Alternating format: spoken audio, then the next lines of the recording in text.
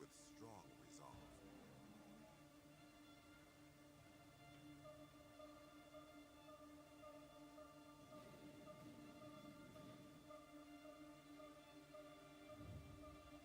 To innovate, reform, and stay ahead in the global adventure, in the quest to become a new economic engine of the future.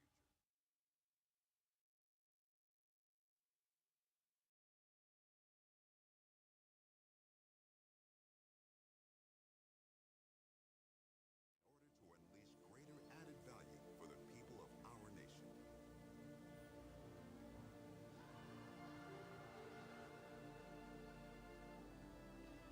As well as to uphold our commitment for our planet's preservation.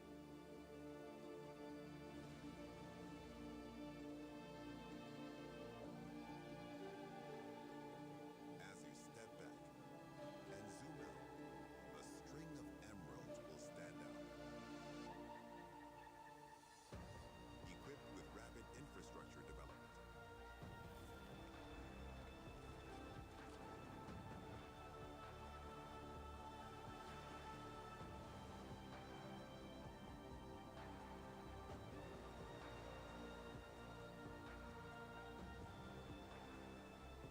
A promising terrain, brimming with potential. Offering 75% of potential global carbon credits.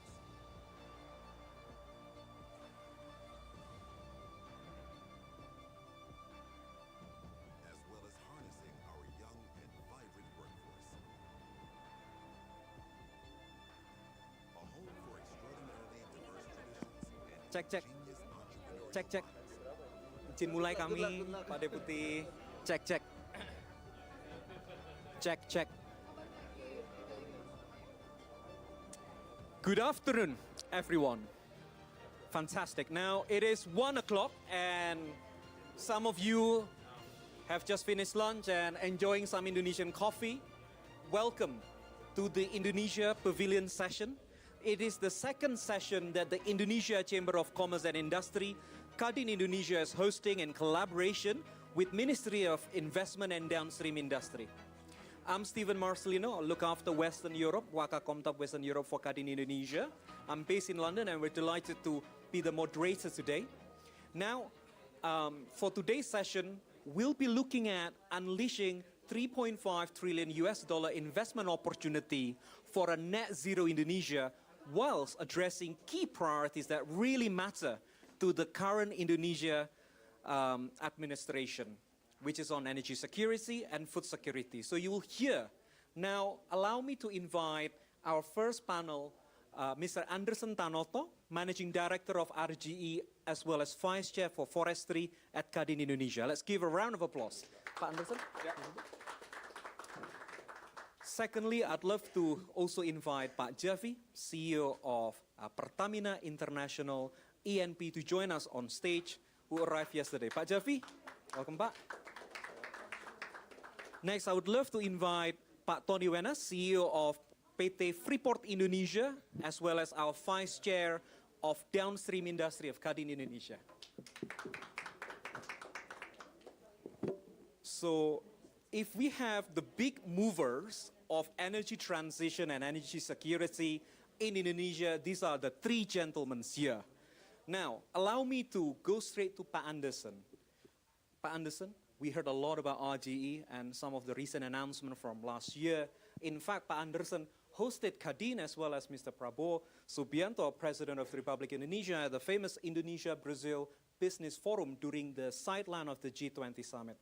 Pak Anderson, we heard a lot about energy security, but I'm sure our audience would love to hear from RGE perspectives, where do you see RGE can contribute in energy security from your palm oil business and many of your businesses with RGE as well? I'll pass it on to you. First and foremost, good afternoon, everyone, and thank you for being here in a very cozy Indonesian pavilion, which we have it every year. It's always got the best coffee, the best service, and the warmest food. The food is always hot here, so it's better than a lot of the places here. Again, it's a pleasure to be speaking with very distinguished speakers. If you look at energy security in Indonesia, we've come a long way in the last 10 years, actually, under President Jokowi's leadership. Look at parts of Indonesia in 2014, where there was shortage of power and electricity. So it was not only volume, but actually access. And fast forward to 2024 and 2025, we're in a much better position.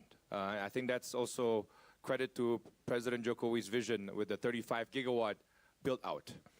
Now what I see is effectively excess power generation in certain areas and still required power in certain parts of Indonesia.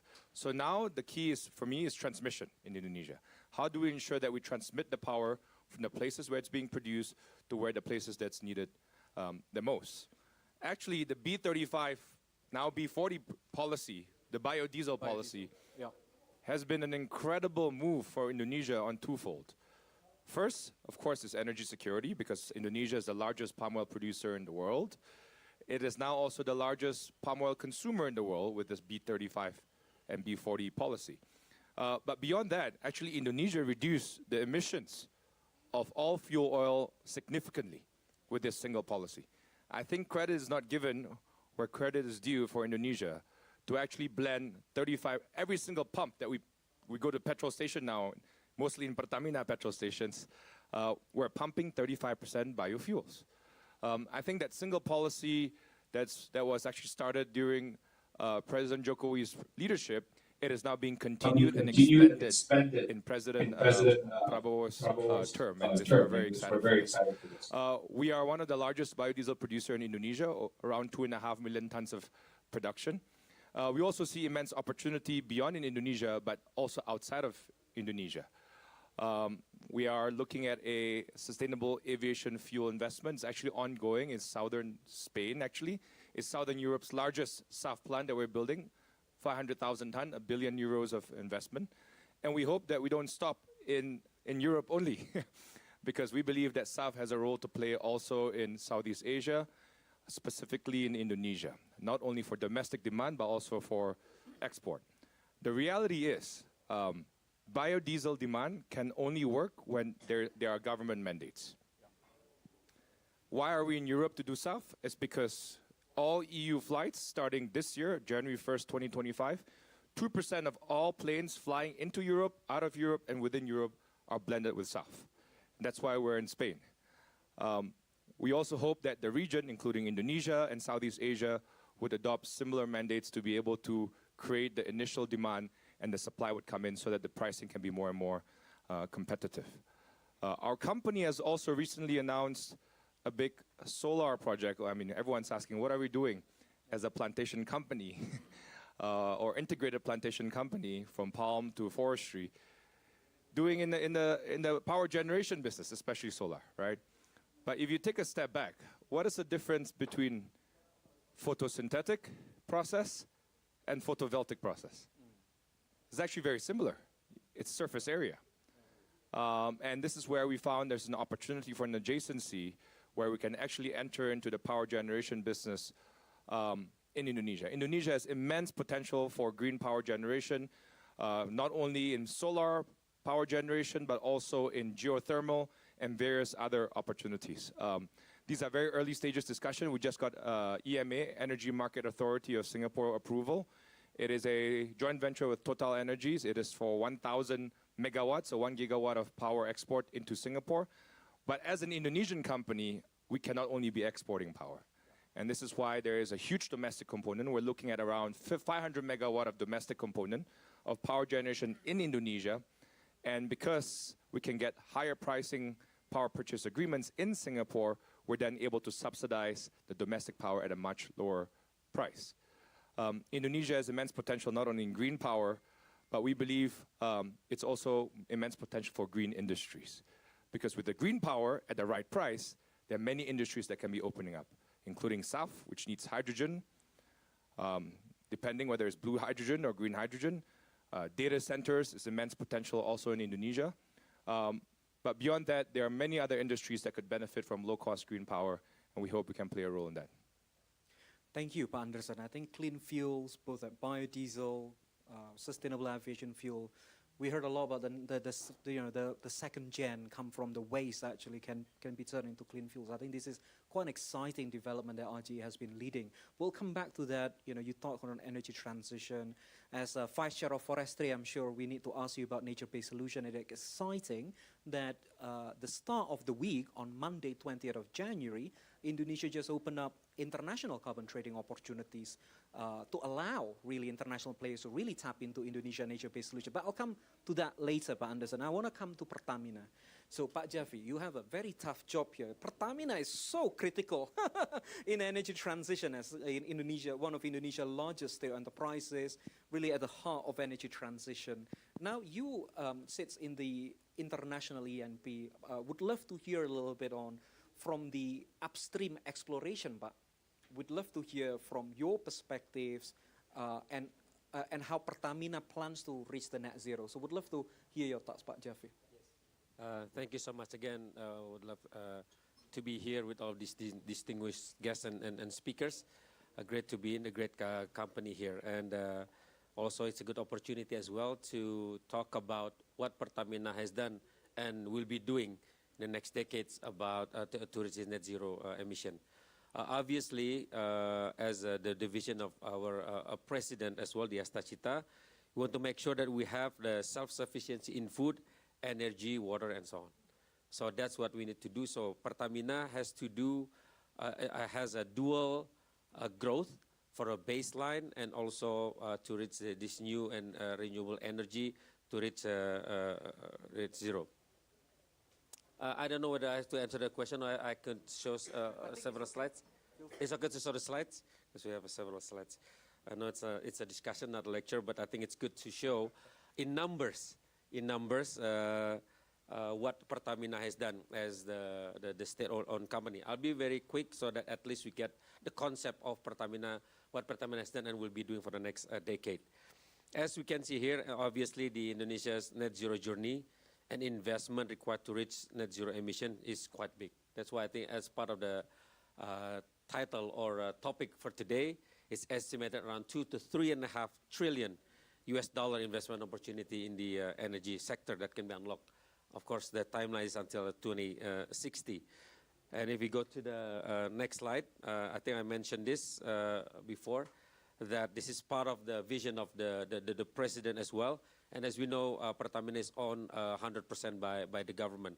So obviously we are aligned with the government vision. That's why we have this dual growth that I'm going to be showing in the next slide. To reach the vision of the president, obviously we have to maximize the legacy business. And upstream is part of that. Because we need to make sure that the energy is sustainable and affordable and available to the people of Indonesia as well. And that's what we're doing. We increase the upstream production. We also building the flexibility in refineries so we can accept different types of crude oil and also able to do the bioethanol and other green products.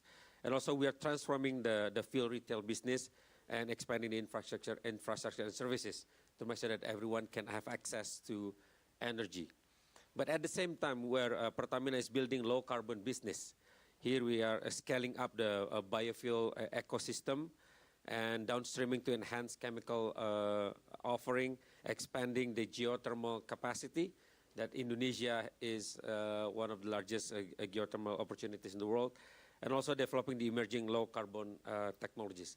These two has to be done in parallel, because at the same time, again, we need to make sure that we have energy for the people of Indonesia, and at the same time, the revenue, the majority of the revenue is still coming from the legacy businesses. Then these legacy businesses, whether we like it or not, it's still the one that's funding these low carbon businesses that we're building. That's why in 2029, our target is to reduce the import to make sure that we have the energy resilience. We try to reduce the import of the crude oil, gasoline, and the LPG. We are still importing a lot of this in daily basis. Of course, we have to find a way so that we could reach the energy security. And at the same time, we would like to reduce the emission as well. and scaling up our biofuel ecosystem.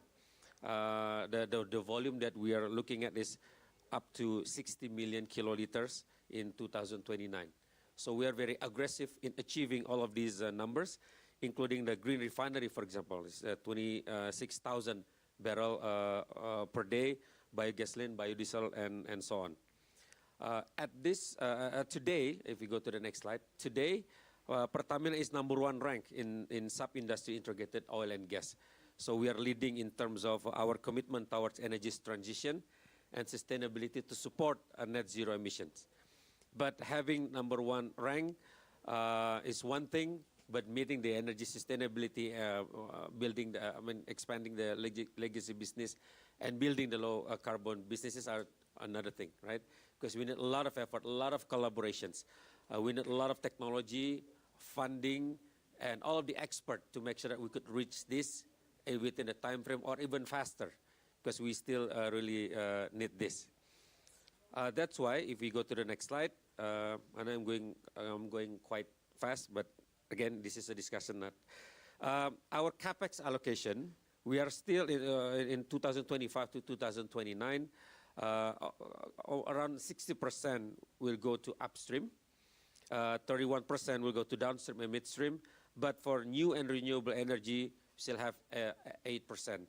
And again, to show the Pertamina's commitment here we have the CEO of Pertamina New and Renewable Energy. Yesterday was a speaker here, Pak John Anis is here. He's the one who's leading the new and renewable energy. And the capex allocation is 8% for that. And we have 4 moonshots for the low carbon businesses growth by 2029. Again, I mentioned about the 60 million kiloliters of biofuel sales in 2029. For geothermal, it's 1.4 gigawatt, and also 5.5 million kiloliters of petrochemical, and 1.5 million ton of CCUS and CCS, or emission reduction by 2029. Again, this is huge effort, requires a lot of funding, a lot of expert, and a lot of probably skill to really execute this big vision. Now I'm gonna talk a little bit about how we balance between the energy and the food security. Because when we want to do the biofuel initiative, for example, in the next slide, it's a priority, but also we need to balance this within the energy and food security. We want to make sure that the energy is available to the people, but also the food is still available and still affordable for the people as well. These two cannot compete aggressively. We need to provide both. That's why the balance of these two are really important as well. And that's a policy of the government of Indonesia that Pertamina is also doing. So if we look at the energy mix, the new and renewable energy will grow from 2030, 2040, and 2060. We can see it's growing from 22% to 39%, then it'll go all the way to 70%. But we also still have a coal, oil, and gas as well. So if you look at the roadmap, from now, I think it was mentioned that in early January, we already go towards B40 in 2025. Then we will increase that. And for bioethanol and bioaftur, we're gonna go all the way in there as well. Indonesia is very blessed with its natural resources. We have, for the biodiesel, for example, we have Kepuh, Kopra, and Nyamplung. We have, for bioethanol, we have a different kind of plants that we can use, or natural resources that we can use to produce all of these green products. And of course, our top product is palm oil, of course.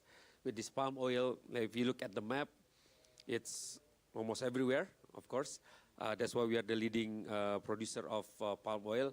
But at the same time, we could also use the palm oil for something else as well, again, to produce all of our green product, while at the same time balancing with the between energy and the food security. And for the biodiesel implementation, of course, it has made a positive contribution to enhancing energy resilience.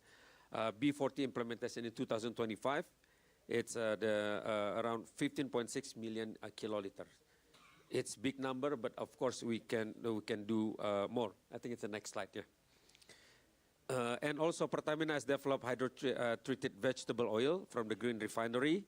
And if you look at the value here, the target varies between one refinery to another. We have 6 refineries that we are using for that. And we have the capacity as well. And the projected required investment is quite big. It's $7 billion. But since 2019, Indonesia has been self-sufficient for diesel fuel. So zero import since 2019, which is good for Indonesia.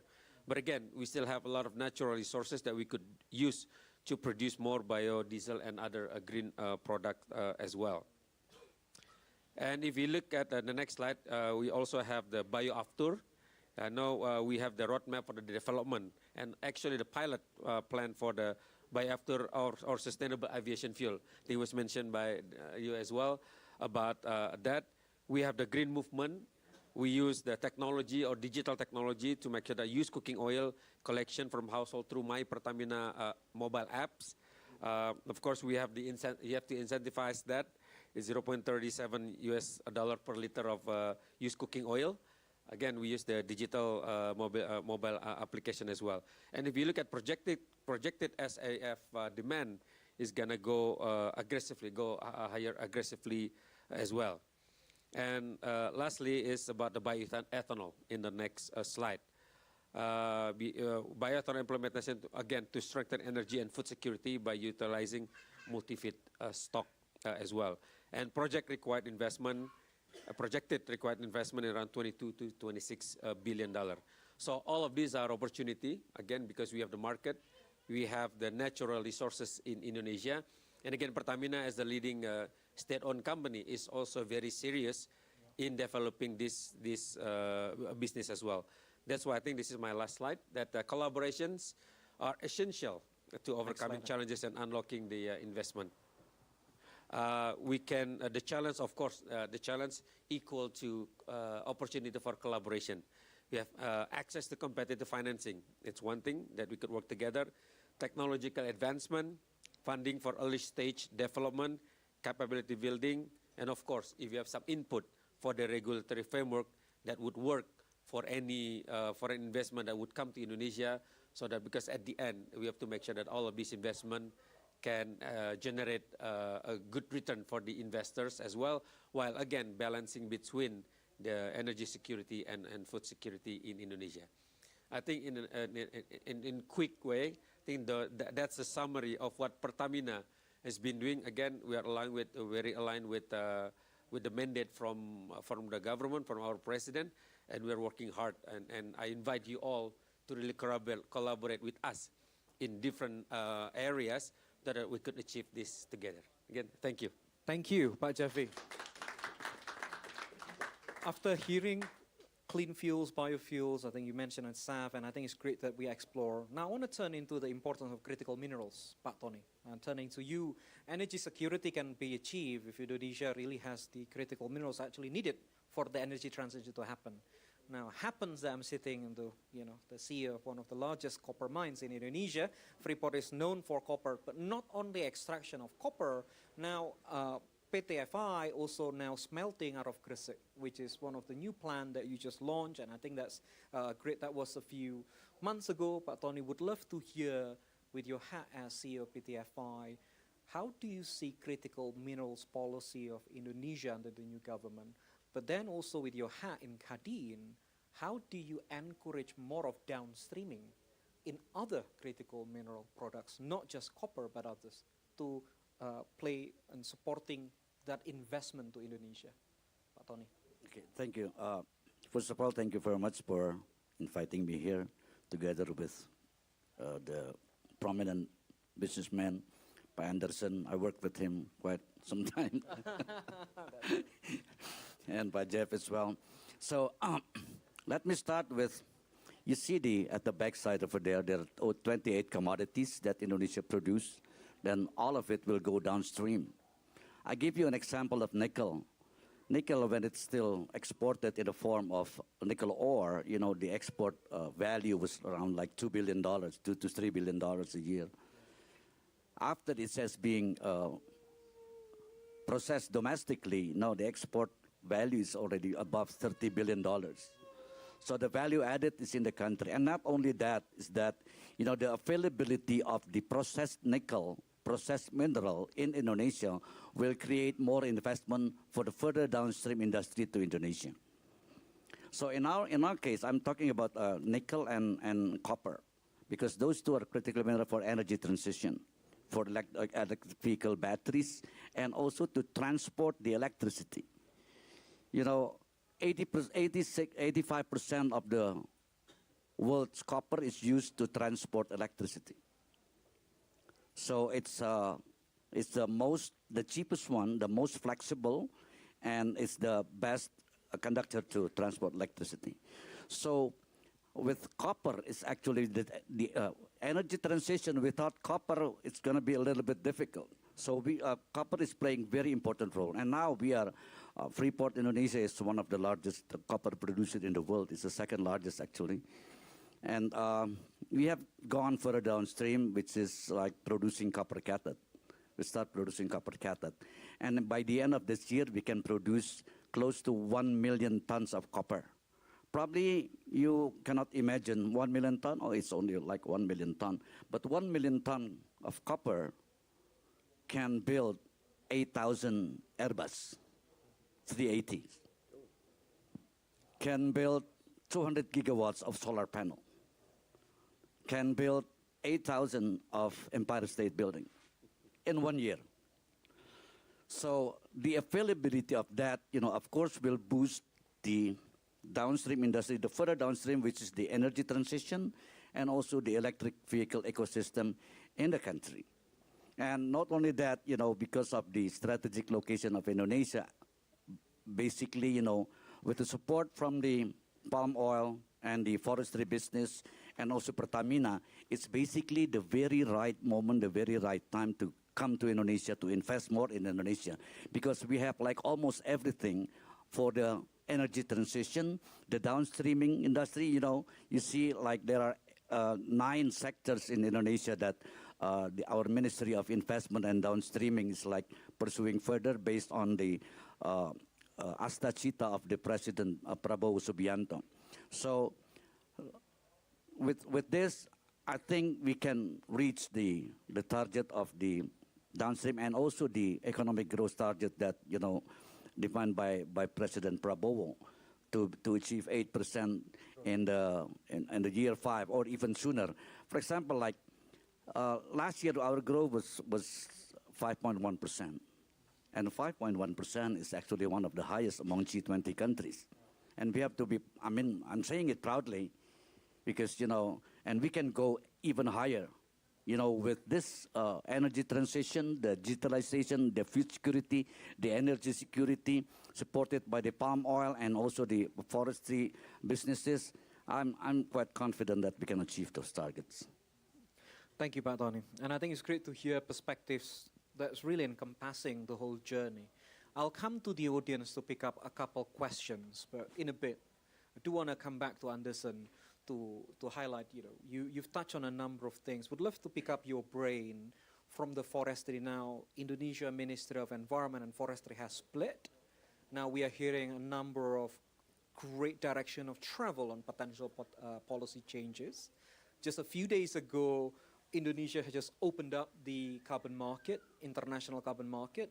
What's from a Indonesian private company perspective, where do you see Indonesia potential in carbon market side? It's been a fascinating journey. One of my first trips with Pak Tony Wenas, back when we were working together, was 2015 in Paris, in COP21. That was the highest euphoria of climate change summit, where there were big NDCs, naturally determined contribution emissions reduction by a lot of almost 200 countries globally, and Indonesia was one of them.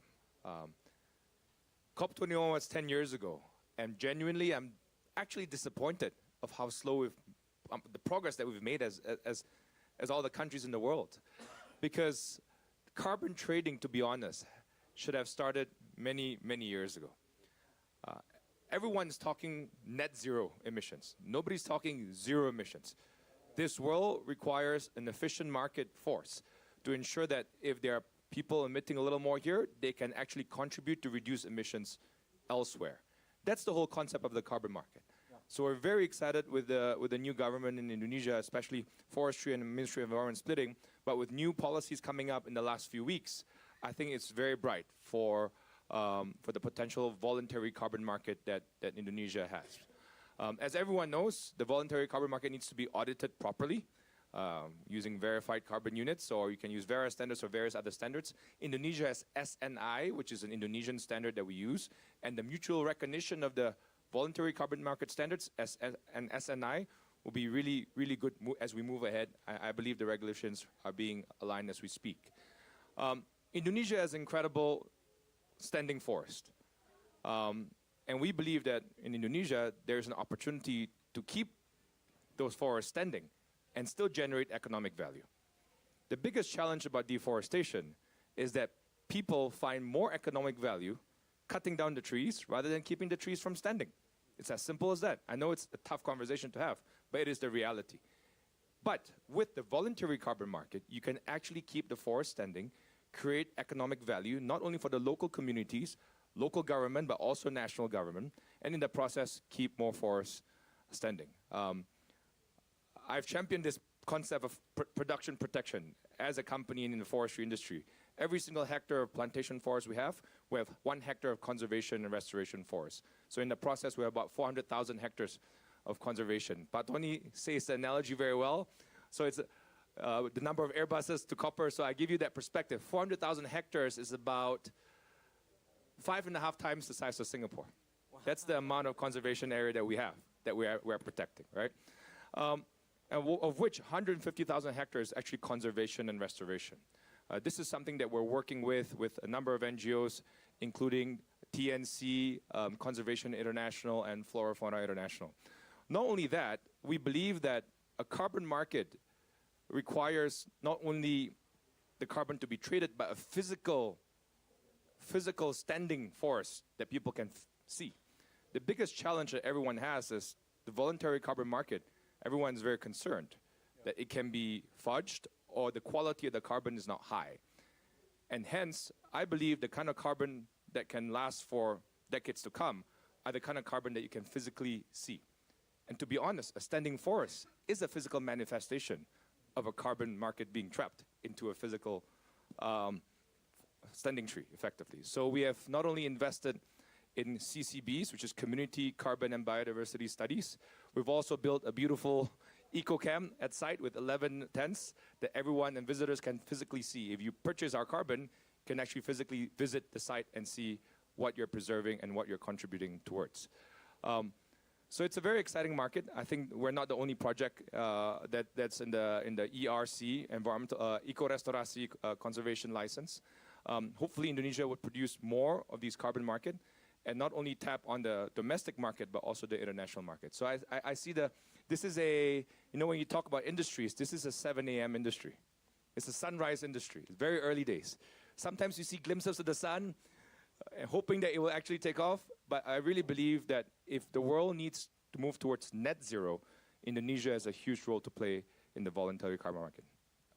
Great. We have let's give a round of applause. And I think it's great to have a Vice-Gen Forestry to really champion that mutual recognition is important between Vera and SRN, and how Indonesia can have a robust credit registry as well.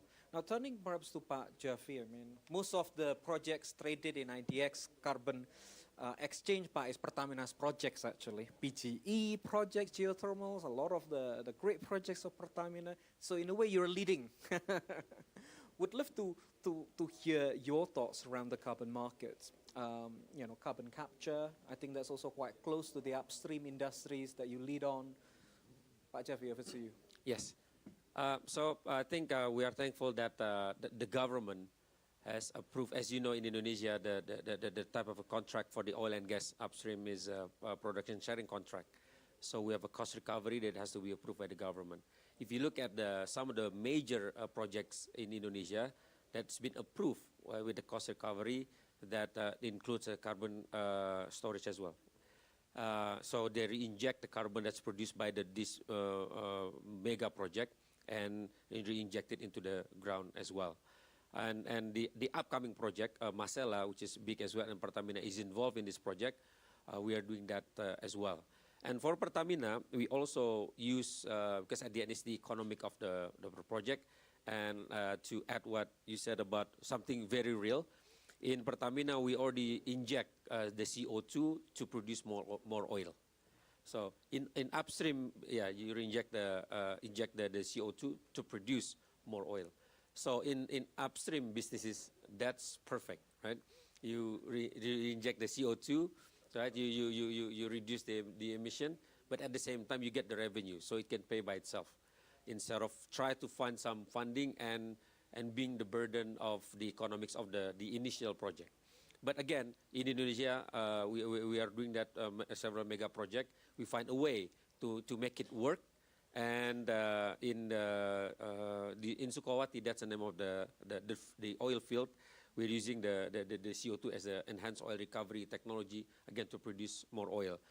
But if we cannot produce more oil, we've done some collaboration with Japan, with Exxon and Chevron as well, to find a location where we could store the CO2 as well, to make sure that this could be a new business within Pertamina. We've identified a lot of opportunities where to store the CO2 underground. We have the aquifer, we have the abandoned or the used reservoir as well that we could reuse to store the CO2. But I think we need to make sure that the CO2 stays there for decades or for hundreds of years. We don't have the leak, for example, so the safety is very important. And we need to find a way how to make sure that we can get the CO2 that we need to be re-injected into to be stored into the ground.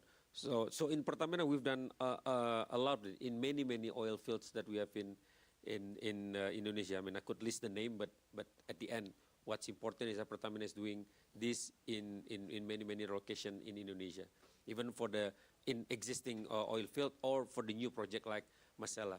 Masela is probably one of the largest mega project in upstream in Indonesia that's going on, the new project, and it sends a good signal that new mega project will have that capabilities, and we can still find the good economics for the project as well. I think that's the final product that everyone wants, right? And the foreign investors can come, build a mega project in Indonesia and still make a good return while making sure that the emission is low and then the CO2 can be stored in the ground. Thank you, Pak Javial. Gonna ask. Thank you, Pak Javial. Gonna ask Pak Tony shortly around U.S. and Trump impacts to Indonesia, being representing an American company. And I'll come to the audience for a couple of questions, so please be ready. It's quite rare that we have all of the three gens Indonesian business leaders here. Also, we're expecting some tough questions. Pak Tony, so talking about investment, right? What you just said about 8% growth target. Yesterday in our flagship session, we also talk around achieving 8% growth target by Pak Anin Bakri and also CEO of London Metal Exchange, Matt, and also Philip from TPG Climate and Rubicon Carbon. Now, what's your sense? Would the Trump 2.0 provide more headwinds to Indonesia's aspiration to be a high growth economy? Or do you think it will be favorable? We are hearing a lot about China Plus One, where perhaps the people that are investing heavily in Indo-Pacific need to do more in Indonesia as more of a non-aligned country. In reality, we're seeing more of this investment coming to Vietnam and Thailand and a lot of those places. Of course, some bits coming to Indonesia, and Indonesia is a beneficiary. What's your sort of 5 years horizon, Paul? That's a very tough question. We can be given pardons as well. So. yes. No, we don't make any mistake. Let me put it this way. Currently, U.S. have, in Indonesia, U.S. is the 5th largest investor. Several years ago, or 10 years ago even, it's like out of the big 5. The big 3 is always Singapore, Hong Kong, and China. So I think and I hope that Indonesia can also be the, or the U.S. can also invest more in Indonesia.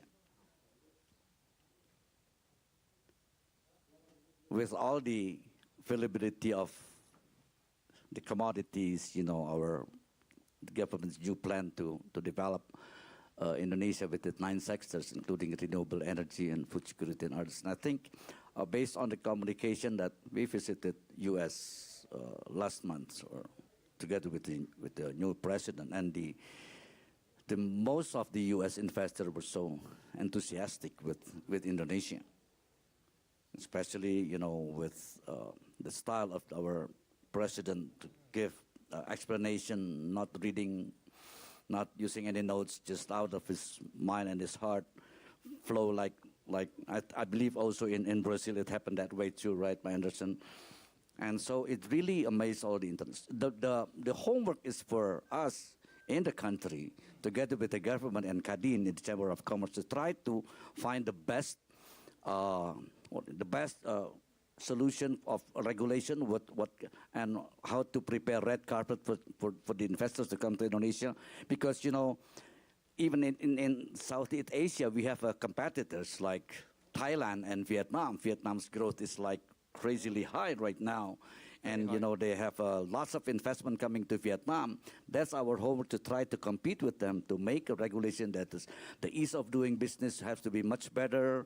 The non-fiscal and fiscal incentives have to grow. And it's not a rocket science to know about that, right? We can just compare with our neighboring countries. Because why? They don't have these commodities that we have. Yeah. Thailand doesn't have that. Vietnam doesn't have this. So, and that's actually the advantage of Indonesia. So, again, I think the tie between Indonesia and Western countries is going to be much better. Much better, yeah. With our new president, and with all the relevant factors, elements that we have in place. In addition to that, I would like to add also to what Anderson mentioned about carbon. I was working with him closely in the past. So we have like more than 120 million hectares of forest. Indonesia is the lung of the world. Probably Brazil can be like almost the same size or even bigger size, but those two we are the lung of the world. And the degraded forest is, I think it's around 20 million hectares. So we have like 100 million hectares. And if you calculate how much carbon can be captured with that 100 million hectares, not to mention the mangrove. Yeah. We have the largest mangrove also in the world, 3.5 million hectares. And so with the 3.5 million hectares, you can capture like close to 2 billion tons of carbon. So I fully agree with what Anderson said, that, actually Indonesia can be really in front of to achieve the net zero carbon emission. Thank you. Thank you, Pak Tony. I think that's great. I'll come to the audience if you've got any questions for Chief Anderson, Pak Jaffi, or Pak Tony Wenas. Feel free to ask any questions. Yeah, the gentleman on the back, if you can help with questions. And good afternoon. Your president recently made a speech about green hydrogen. Could you tell me a bit more about the plans of Indonesia in green hydrogen? Maybe we'll start with Pertamina. I know some of your subholdings looking at it, and then maybe Pak Anderson and Pak Tony. Yes, so green hydrogen is one of the green products that we are looking at as well. But again, we still have the challenge of the economics of scale. But we've started the technology development, and we are collaborating with experts to find ways to develop that in a big way. And if you have some expert or some that we can collaborate together, please let us know, because again that's something that's something we could do. Yes. Pak Anderson, I know you always have something up to your sleeve. I learned a lot about your chemical and oleochemical. I'll keep it very brief. Yeah. Again, huge disappointment for me on the market side for hydrogen. there's been talk about green hydrogen for the last decade, but nobody is willing to pay for it at scale. We'd be happy to do green hydrogen because if we have low-cost green electricity, we can make green hydrogen out of water with electrolyzers. There are multiple technology that's scalable, 10,000 ton, 20,000 ton.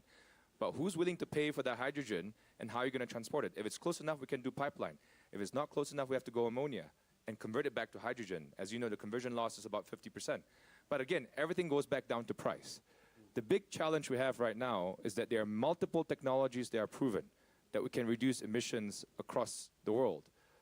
But are the customers willing to pay for it? So that's the fundamental challenge. I'm actually looking at green hydrogen specifically in our solar energy generation project in Indonesia. But the challenge is that we're trying to secure an offtake. I'm in discussion with the Singapore government because they've announced that multiple power plants that they have, the combined cycle gas turbines is co-powered. That means there's ready, hydrogen ready, up to 50%.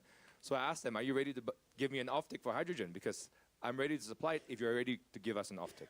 So from a private sector perspective, I think the market, again, needs to price these factors in. If we can price it in and there's a market for it and there's an offtake, private sector will always move when there's demand. Yeah. Thank you. I think we'll just ask so we can squeeze in more questions, yeah? Good, yeah. Selamat sore. My name is Renat from Terra Impact Ventures. Very excited, Anderson, about the carbon markets that is evolving. My question is, what is the panel's view? Does Indonesian government is it willing to give out corresponding adjustments so the carbon credits are not only good for the voluntary markets but also for compliance under like the International Aviation Corsia system or under Article 6.4? What's the view of the panel? Anderson, do you want to take that first? This is too detailed for regulations that I need to check. I do not know the exact answer, but let's just say I've spoke to the Minister of Environment, I spoke to the Minister of Forestry. Both are very open to inputs and ideas. I think the previous one, as everyone knows, is a little bit more ideological. Yeah. I think the two ministers right now are much more pragmatic. Maybe I'm speaking out of line here a bit, but so I believe that it can be discussed. The most importantly is what's in it for Indonesia. If we have corresponding adjustment and we say we cannot no longer offset it in Indonesia or calculate it as NDCs, what's in it for Indonesia? If it's sold, if it has corresponding adjustment, if it's sold for $5, I don't think that makes sense. If it's sold for $20, of which there's taxation to the Indonesian government and maybe to the local community, I think that makes total sense. So I think speak more to our government, where I think the minister is all ears open, and hopefully we can head the right direction in the coming months ahead. Yeah. And Pak I don't Tony, know, maybe I'm speaking out of hand a bit, but if you like to chip in, perhaps. I'd like to chip in a little bit about the hydrogen things. Actually, we have tens of thousands of water sources in Indonesia. And it's a very good opportunity for Indonesia to get into that. And to be honest, we are also seeking, because in our work area in Papua, we have at least two great water resources, which is Mamberamo and also Urumuka. And we are also now started doing study on that with some third parties and try to, how to seek the possibility how to implement that. Fantastic. Okay. Well, just want to say that the carbon price in Indonesia is one of the lowest in the world. Obviously, the Europe carbon price is much higher with a very robust ETS. I think there needs to be certainly recognition, but we know a lot of markets are paying premiums on CAs, and I think Corsia is also creating good demand, right? And I think that's what we are hoping from the Corsia. They will allow more carbon projects out of Southeast Asia, and people see Southeast Asian carbon projects as of high integrity carbon credits. We are in collaboration with Kadin Indonesia and ASEAN Bank running ASEAN Alliance Carbon Market. Permanent chair is Darsono Hartono, so feel free to check it out there. Maybe we can squeeze one more questions. Yes, or two? Okay, maybe quick. One gentleman here and then one at the back. Real quick, we take two questions. This one from Covalis Capital. We're actually investors in Freeport and following closely on the investment-friendly environment. Of course, there are some cases like in the past where Indonesia was protecting its own interests, shall we say. So I know Freeport is currently negotiating its export license. And there was an accident, I know, and I know the government is correctly asking, putting pressure on you to go downstream. Just want to ask you how, assertive is the government of Indonesia in negotiating, and is it an equitable deal that is? Can we just park that and then we'll get one more question? Tim Lyons, Geothermal Wells. Recognising your remarks about the demand, the lack of demand for hydrogen at the right price, can I just instead say, well, think about sustainable aviation fuel, where there's clearly a price that's available, and it's simply a Fischer-Tropsch reaction beyond what you're creating with the hydrogen. Thank you. Yeah. Tony? Okay, so in October 14, we had a fire in our gas cleaning plant, which is a small facility within the smelter to capture the sulfuric dioxide to be processed further to become sulfuric acid. So that plant was burned, and it's already done. We are in the process of replacing that, and it's a custom-made thing, so it's not available in the market, so we have to ask the manufacturer to rebuild that. And our export permit is actually expired in December 2024. And that was already done. So for the 2025, there's a regulation that need to be changed. Need to be changed because there's a minister regulation on ESDM, mining minister regulation that need to be revised. So before they can revise that, they will have to have I did already explain in a very detail the recovery plan, and the detail that needs to be, the amounts of concentrate that still need to be exported, because it's worth like $5 billion. And the government's part was like it's going to be $4 billion, around 73% of our revenue. So they all really understand the situation, but there is some process within the government, the bureaucracy things that will need to be carried out first because they can revise. And I think a couple of days ago there's already a kind of like ministerial level meeting to discuss about that. And basically, in principle, they're helping us because we are now owned 51% by the government. So whatever we earn is basically 70%, more than 70% goes to the government in form of dividend, royalties, and other things as well. Yes, I can say that. Fantastic. On the Nexus SAF and the Minister of Investment is here too. Minister of Investment, of course. Nexus SAF and hydrogen, perhaps, Pak Anderson? You're absolutely right. As you know, when you crack the molecules for HVO or SAF, you need hydrogen. But the reality is the emissions reduction from SAF is predominantly from the feedstock. So 85% of the emissions reduction from SAF comes from the feedstock instead of the jet A fuel. The hydrogen, there is no premium for SAF at this point of time between green hydrogen and blue hydrogen. There isn't in the market, unfortunately, actually. That means people are still using natural gas-based hydrogen, and much lower capital expenditure, much lower operating expenditure, and producing SAF, because most of the emissions is reduced from the feedstock. That being said, I do believe there should be a premium eventually if you calculate real SAF emissions to be incentivizing industries to use green hydrogen. So I think the movement is towards that direction. Again, going to green hydrogen means you need to install electrolyzers, capital expenditure is more expensive, operating expenditure is more expensive. But all that can be managed if there is a premium that reflects in the SAF market to use green hydrogen instead of blue hydrogen. Yeah. Thank you, Pak Anderson. Pak Jeffy? I think I just going to come back to Pertamina low carbon businesses that we're building. We have 7. Right? This is an opportunity for all of us as well. We have petrochemical, biofuel, geothermal, CCS, CCUS, hydrogen and ammonia, carbon credits, and EV and battery. So we have all of these 7 that we are building, and obviously we look at all of these 7. And what's good about Pertamina is that we are integrated company. So I think to bring energy or to bring a product to the market, Pertamina has done it for decades. So if you have an hydrogen, we have a green ammonia and so on, we can bring that to the market. We have the trading company, we have the infrastructure, transportation company, distribution, and so on. We have all of that. And we have a 6 sub-holding that has a particular responsibility to deal with all this supply chain so that we can produce the product and bring it to the market. I think it's good to collaborate and see whether this can bring us good investment in Indonesia. Thank you. Thank you, Pak Jaffe. Let's give him a round of applause. Now, that concludes our panel discussion.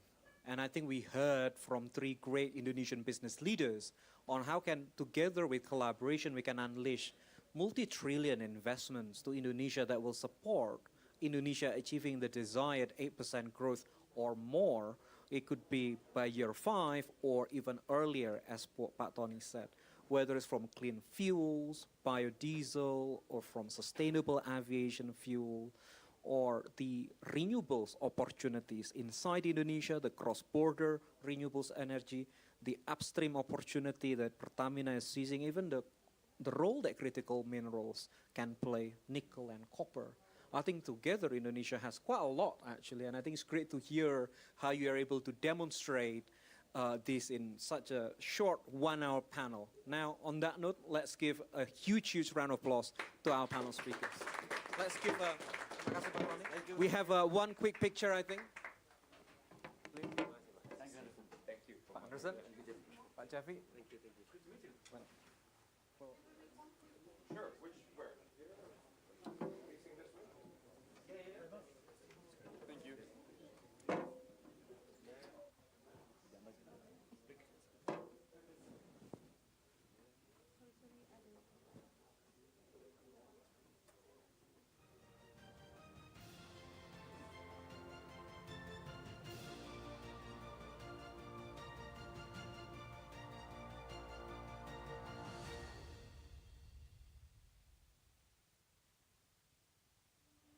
As the world economy continues to evolve,